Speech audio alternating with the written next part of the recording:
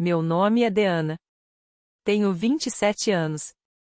E a noite em que minha família decidiu que eu não era realmente parte deles começou em um bistrô descolado em Wynwood, Miami.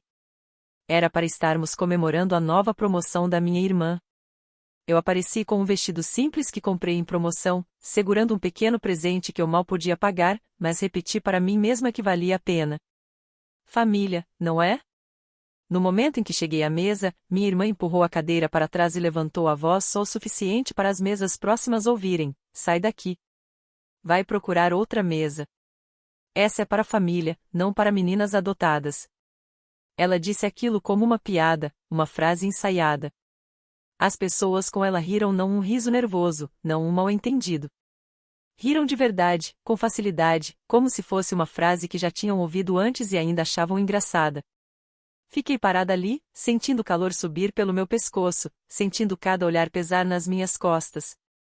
Eu tinha vivido com aquelas pessoas por mais de 20 anos. Elas me deram o sobrenome delas, o endereço delas, as regras delas. Mas naquele momento, me lembraram exatamente do que eu nunca tive, um lugar de verdade naquela mesa. Eu não fui embora. Sentei-me quieta na ponta e fiquei enquanto elas pediam as coisas mais caras do cardápio: aperitivos, coquetéis, pratos principais, sobremesas que mal tocaram. Eu sabia como estavam minhas economias. Sabia como meu próximo aluguel ia doer. Quando a conta finalmente chegou, o garçom colocou a pastinha de couro bem na minha frente. $2.000. Ninguém se mexeu. Alguém apenas disse: você conseguiu aquele cliente novo. Você dá conta. Então eu sorri, coloquei meu cartão e assinei. Depois me levantei, pronta para sair daquele restaurante, talvez da vida deles de uma vez por todas.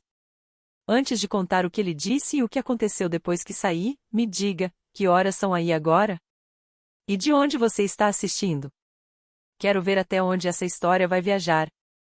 Quando saí do restaurante, o ar úmido de Miami parecia mais pesado do que uma hora antes, como se as ruas estivessem tentando me avisar que a noite ainda não tinha acabado comigo.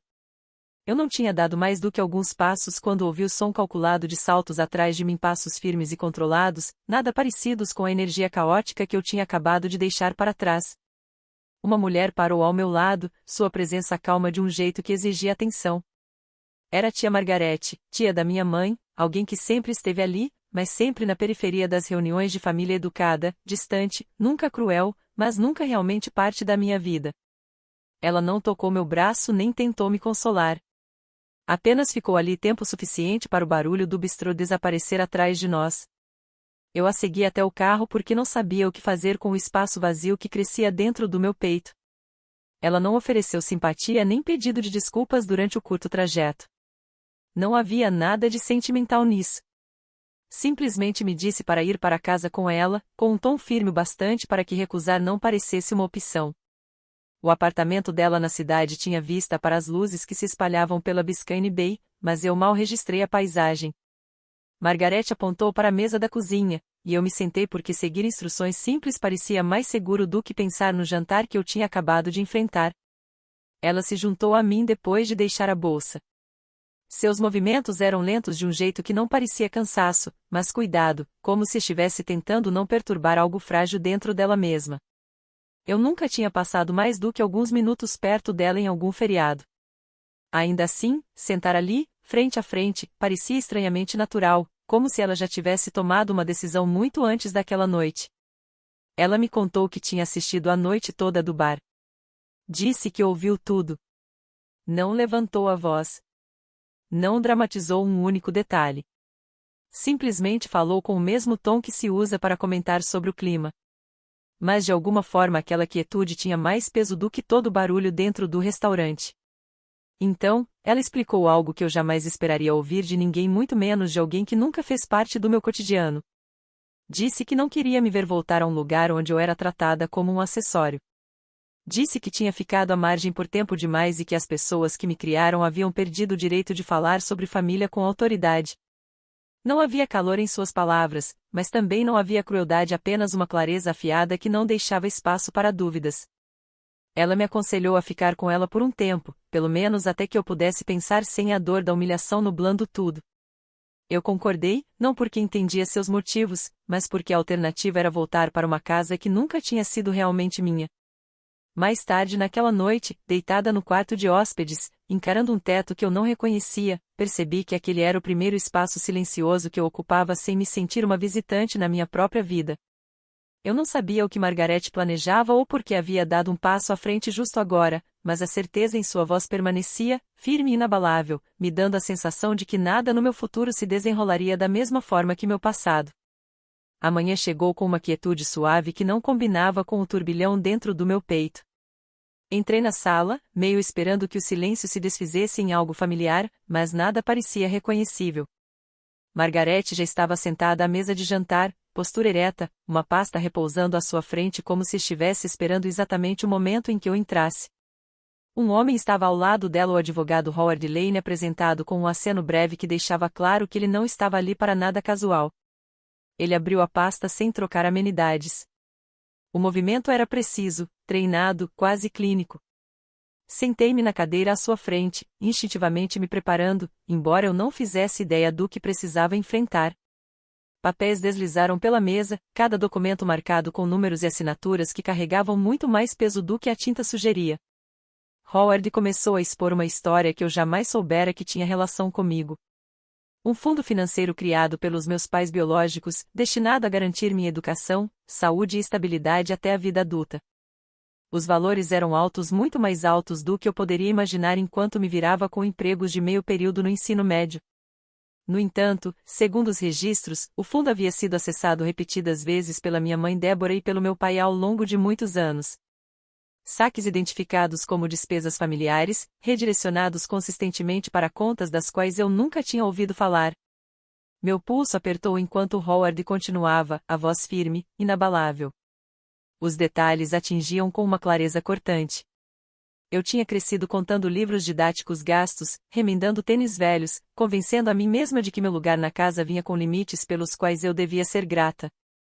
E enquanto eu aprendia a me encolher para não ser um incômodo, minha irmã Courtney e meu irmão Ethan prosperavam de maneiras que eu nunca conseguia explicar. Novos programas, aulas particulares, viagens interestaduais tratadas como necessidades.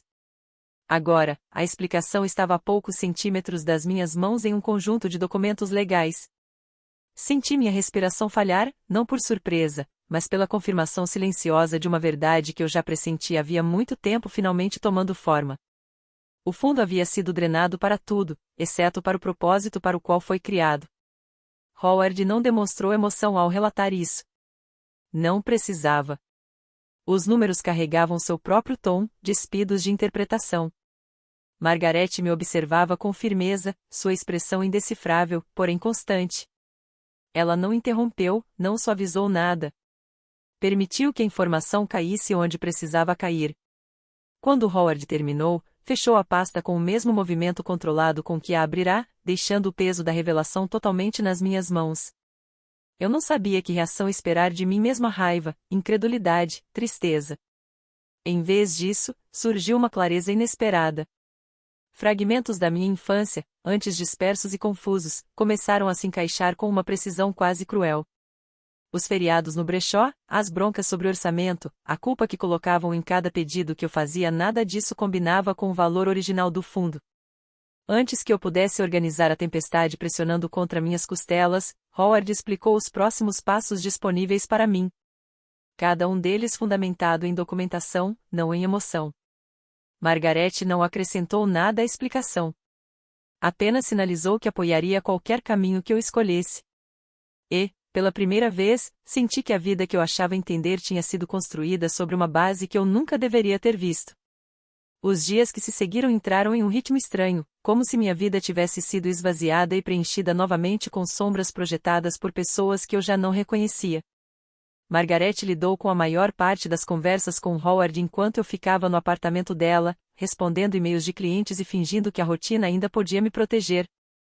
Mas a verdade continuava pressionando as bordas de cada momento silencioso: o fundo, os saques, os anos acreditando que minha infância era apenas financeiramente apertada. Então o mundo lá fora começou a bater à porta. Primeiro foram ligações de números que eu não reconhecia. No começo, deixei ir para a caixa postal, supondo que fossem cobranças ou enganos. Mas ao meio-dia o padrão mudou. Uma mensagem mencionava declarações feitas pela sua família. Outra pedia esclarecimento sobre uma postagem online. Verifiquei o celular de novo, e as notificações continuavam se acumulando. Alguém tinha mexido em algo, e o que quer que fosse, estava se espalhando rápido. Quando a noite chegou, Howard apareceu para se reunir com Margaret, o tom mais afiado do que antes. Ele explicou que minha mãe, Deborah, e meu pai, Franklin, haviam tentado moldar publicamente a situação, se apresentando como cuidadores que sustentaram uma criança difícil e que agora estavam sendo explorados por influências externas. Eles não mencionaram meu nome diretamente, mas a insinuação era inconfundível. A narrativa era clara: eu era ingrata, oportunista, indigna.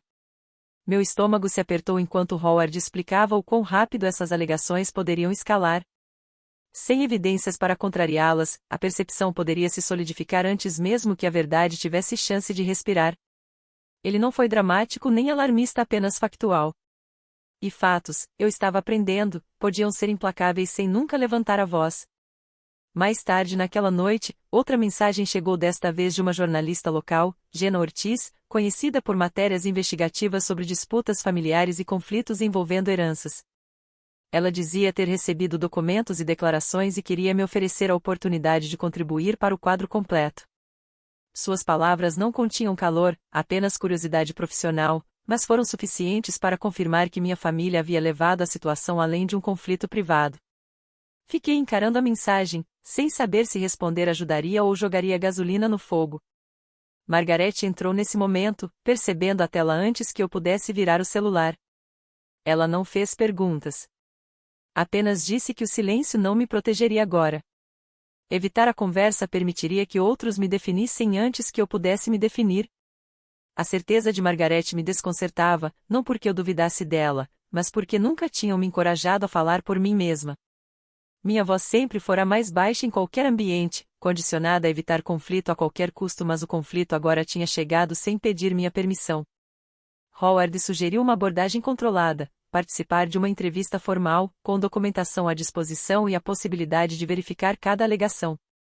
A ideia parecia estrangeira e esmagadora. Ainda assim, algo dentro de mim se alinhou a ela. Uma parte pequena, firme, que reconhecia que finalmente me pediam para defender minha própria vida, e não justificar meu lugar na vida de outra pessoa. A decisão não foi impulsiva. Ela se formou aos poucos, moldada pelo entendimento de que me esconder não diminuiria o impulso que minha família já havia criado. Ao fim da noite, concordei com a entrevista não por ambição nem por revanche, mas porque a verdade tinha me trazido até ali, e o silêncio nunca me ofereceu nada. O estúdio onde a entrevista seria gravada ficava dentro de um galpão reformado na periferia de Wynwood, o tipo de lugar onde as paredes ainda guardavam vestígios do passado industrial apesar das camadas de tinta. Entrar ali parecia pisar em um mundo construído para análise minuciosa. Luzes fortes suspensas acima. Cabos cruzando o chão. Figuras silenciosas ajustando equipamentos com precisão treinada. Nada se parecia com o caos da casa da minha infância. Ainda assim, o aperto no meu peito tinha o mesmo contorno.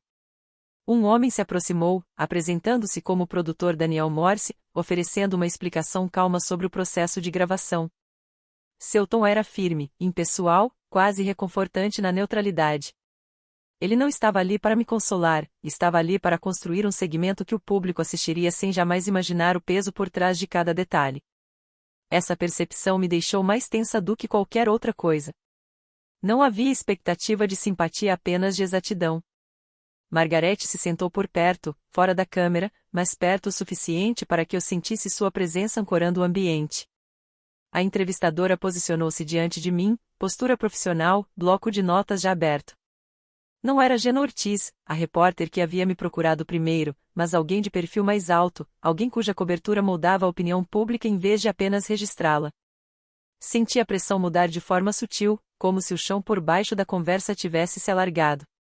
Quando as câmeras começaram a gravar, as perguntas vieram diretas, mas controladas, não invasivas por puro espetáculo. Perguntaram sobre minha criação, as circunstâncias da adoção, meu entendimento das questões financeiras e os eventos que levaram à minha decisão de ficar com Margaret. Nunca perguntaram se eu amava minha família. Perguntaram se eu havia sido amparada por ela. Foi uma distinção que me atingiu com uma força inesperada. Howard estava ao lado, monitorando cada pergunta com uma vigilância silenciosa. Ele não interveio, mas a consciência de sua presença funcionava como uma linha de proteção, lembrando-me de que eu não estava navegando aquilo sozinha. Conforme a entrevista avançava, senti algo mudar dentro de mim. Uma liberação de anos engolindo o desconforto. Quanto mais a entrevistadora buscava clareza, mais eu percebia o quanto minha vida havia sido moldada pelo silêncio. No meio da gravação, a porta do estúdio se abriu de repente. A interrupção não foi barulhenta, mas a mudança no ar, o movimento súbito em um ambiente tão controlado, chamou a atenção de todos. Minha irmã Courtney entrou, expressão tensa, ombros rígidos, como se acreditasse que sua simples presença pudesse recalibrar a narrativa. Ela não havia sido convidada. Não fazia parte da produção. Mesmo assim, caminhou em direção ao equipamento com uma confiança que sugeria esperar que as câmeras se voltassem para ela. A equipe congelou, incerta, mas cautelosa. Courtney começou a falar alto, insistindo que a história gravada estava incompleta, acusando a produção de manipulação. Sua voz ficava mais cortante a cada frase, as palavras saindo rápido demais, movidas por algo mais frenético do que racional. Então ela disse aquilo que rompeu a calma controlada da sala e insistiu que o dinheiro retirado do fundo era apenas um retorno justo por criar alguém que nem era nosso para começo de conversa. O silêncio que se seguiu não veio por concordância, mas porque o peso daquela frase absorveu o ar ao redor. As câmeras ainda estavam gravando. Cada sílaba tinha sido captada sem intenção, sem ensaio e sem proteção. Eu não senti triunfo, nem satisfação, apenas uma clareza firme, que se acomodava devagar. A verdade finalmente tinha falado sem a minha ajuda. Os dias entre a gravação e a audiência pareceram suspensos em uma quietude estranha, como se o próprio ar estivesse aguardando que algo irreversível acontecesse. Convites, declarações e protocolos percorreram o sistema jurídico com uma disciplina que eu jamais tinha visto em qualquer aspecto da minha vida familiar. Não houve gritos, portas batidas, nem explicações cheias de culpa, apenas documentos, datas e procedimentos avançando com inevitável constância. Quando a audiência finalmente chegou, o ruído emocional que sempre acompanhava qualquer coisa relacionada à minha família adotiva havia sido substituído por uma expectativa mais afiada e silenciosa. O tribunal no centro de Miami não tinha nada a ver com os cômodos onde as brigas da infância aconteciam. Ele carregava uma gravidade que não dependia de intimidação. As paredes não ecoavam história pessoal, apenas sustentavam o processo. Howard caminhava ao meu lado, oferecendo instruções breves sobre onde me sentar e como o cronograma se desenrolaria.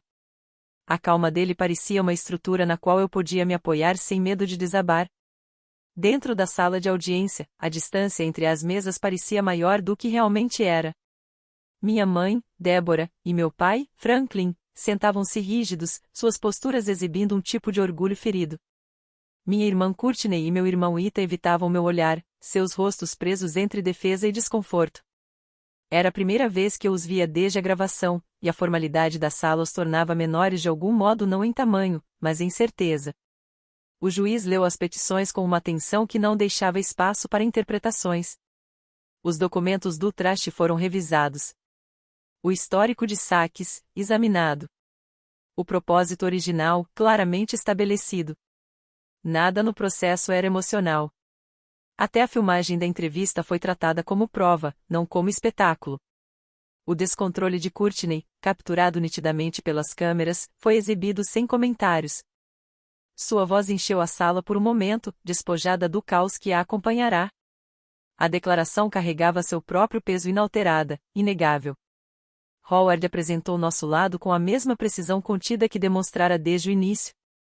Ele não me pintou como vítima nem elevou Margaret a uma figura heroica. Apenas colocou os fatos em ordem, um após o outro, até que a narrativa dos últimos 20 anos se tornasse impossível de enquadrar como um mal-entendido. A linguagem era clínica, o tom constante. A verdade, percebi, não precisava de adornos para ser poderosa. Quando o juiz anunciou a decisão, parecia que a sala havia se estreitado ao redor de cada palavra. A conclusão foi firme. A tentativa de contestar as decisões de Margaret sobre seu patrimônio foi rejeitada.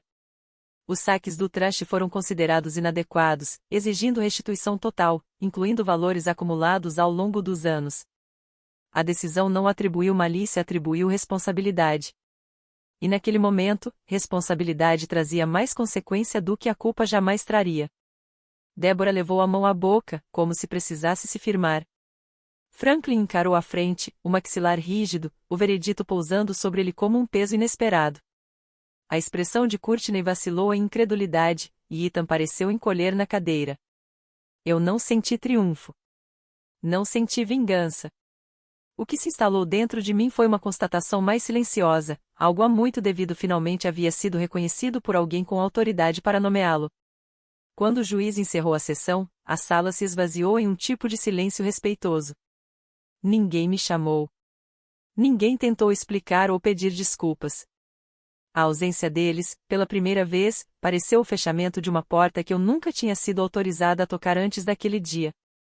Nas semanas após a decisão, o formato da minha vida mudou silenciosamente, como se o mundo tivesse sido reorganizado enquanto eu não olhava. O barulho em torno do caso se transformou em um zumbido distante, substituído por um ritmo mais estável que abriu espaço para decisões que eu jamais imaginara tomar. Nada dramático anunciou a mudança. Ela se instalou aos poucos, sustentada pelo simples fato de que o chão sob meus pés finalmente me pertencia. A saúde de Margaret piorou com uma delicadeza que não pedia compaixão. Ela se conduzia com a mesma firmeza tranquila que mostrava desde a noite em que deixamos o restaurante, cuidando de seus assuntos com uma clareza que tornava cada passo intencional. Fiquei perto, não por obrigação, mas por uma conexão que havia se tornado surpreendentemente forte. Sua presença se transformará em um tipo de gravidade sutil, firme, inconfundível. Quando ela se foi, o momento foi silencioso. Não houve luta, nem pausa dramática, apenas um leve suspiro marcando o fim de uma vida definida por escolhas que ela raramente explicava. Cuidei dos arranjos com o apoio de Howard, sentindo o peso da responsabilidade sem ser esmagada por ele. O luto não veio como tempestade, veio como um incômodo constante, tecido com gratidão por ela ter escolhido entrar na minha vida quando entrou. A transferência do patrimônio ocorreu sem disputa. A clareza jurídica não deixou espaço para contestação. Usei parte da herança para criar uma pequena fundação voltada ao apoio de crianças em acolhimento, oferecendo reforço escolar, orientação financeira e recursos que eu um dia desejei, mas nunca recebi. Construí-la deu forma aos anos que pareciam perdidos, transformando-os em algo com direção, não arrependimento. Notícias da minha família adotiva surgiam de vez em quando. Minha mãe, Débora, perdeu seu emprego administrativo depois que o julgamento financeiro se tornou registro público. Meu pai, Franklin, voltou ao trabalho por turnos, incapaz de conseguir algo mais estável. Minha irmã, Courtney, enfrentava dificuldades para encontrar emprego, cada entrevista parecia terminar assim que sua participação no caso era mencionada. Meu irmão, Ethan, declarou falência em poucos meses. As vidas deles encolheram sob o peso das consequências, cada resultado diretamente ligado às decisões que juravam ser inofensivas. Nenhum deles procurou se desculpar. Quando mensagens apareciam, vinham em forma de pedidos indiretos, perguntas sobre ajuda temporária ou oportunidades para recomeçar. Eu bloqueei cada uma das mensagens sem hesitar. Não havia mais nada a esclarecer. A distância, que antes me era imposta, havia se transformado em um limite que eu finalmente tinha o direito de escolher. Meus dias se preencheram com trabalho, reuniões e a satisfação silenciosa de ver a fundação ganhar forma. Eu não buscava reconciliação nem vingança. Eu queria estabilidade. E, pela primeira vez, senti essa estabilidade se formando ao meu redor de um jeito que não dependia da aprovação de mais ninguém. O passado já não ditava a estrutura das minhas decisões. Ele apenas as informava. E, em meio a esse ritmo constante, eu compreendi que ir embora nunca tinha sido uma tentativa de provar algo. Era um ato de recuperar o espaço para definir uma vida que antes havia sido planejada sem a minha participação. No fim, a história de Deanna lembra aos espectadores que família é definida por conduta, não por títulos. A traição pode ferir profundamente, mas a responsabilidade traz sua própria forma de justiça. Ela escolheu proteção em vez de proximidade, verdade em vez de silêncio e respeito próprio em vez de lealdade forçada. Sua decisão de romper o ciclo mostra que a cura muitas vezes começa com distância.